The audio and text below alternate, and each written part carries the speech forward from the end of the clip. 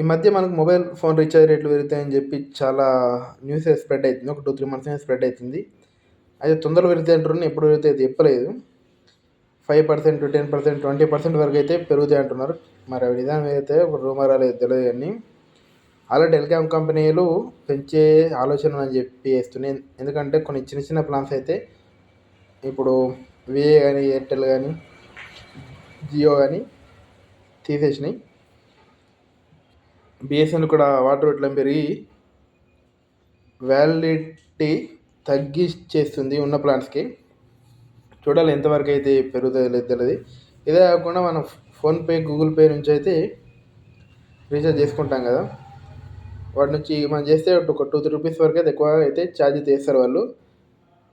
అవి కూడా పెరుగుతాయి అంటారు. మరి ఏమైతే తెలియదు. ఒకప్పుడు 10 రూపీస్, 20 రూపీస్ రీఛార్జ్ ఉండే టైం నుంచి ఇప్పుడు మినిమం రీఛార్జ్ 200 అయితే అయిపోయింది. మరి ఇంకెంత పెరుగుతుందో తెలియదు.